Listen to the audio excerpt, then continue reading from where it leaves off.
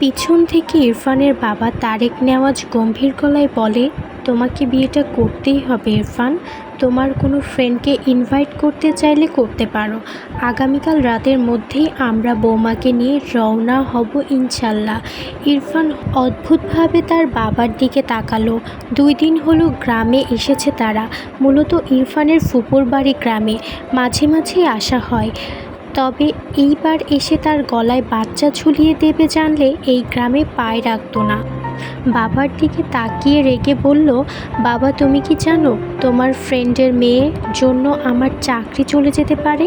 এরপরও তুমি আমার সাথে একটা বাচ্চাকে জড়াতে চাচ্ছ? তারেক নেওয়াজ ভাবলেন ছেলের কথা ফেলে দেওয়ার নয়, সময় নিয়ে কি যেন ভাবলেন। এরপর গম্ভীর গলায় বললেন, তোমার ভার্সিটিতে কেউ না জানলেই তো হলো। ও আমার মেয়ের পরিচয়ে থাকবে। মেয়ের বয়স হলে তোমাদের আনুষ্ঠানিক বিয়ে দেওয়া হবে ইনশাল্লাহ। তোমার ভার্সিটির সবাই তো বাসায় এসে তোমার বউকে দেখছে না, তাই না?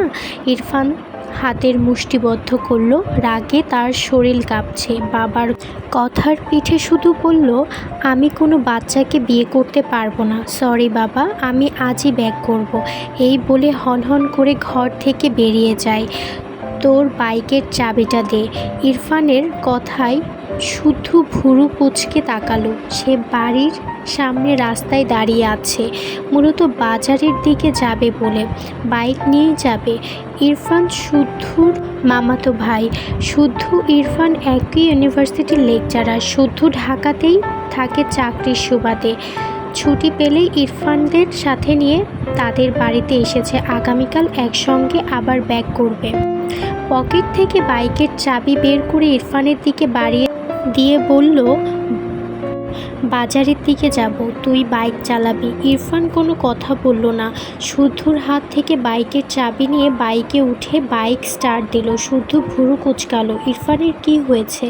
মনে হচ্ছে রেগে আছে। বাইকে উঠে বসার জন্য এক পা তুললে ইরফান বাইক এক টান দেয়। শুদ্ধর ডান পা ঢাস করে মাটিতে পড়ে যায়। ছেলেটা তস্ত খেয়ে চেয়ে থাকে ইরফানের হাওয়ায় বেগে চলে যাওয়ার পথে। উল্টো পড়তে পড়তে বেঁচেছে। এত বড় ছেলে এভাবে মুখ থুবড়ে পড়লে মান সম্মান কিছু থাকতো না। দাঁত কিরমির করে তাকিয়ে রইল ইরফানের এমন অদৃশ্য হওয়ার পান। কার ওপর রেগে আসছে কে জানে, যে সব রাগ তার কাছে এসেই ছেড়ে গেল। মামার ডাকে শুদ্ধর হুঁশ ফেরে।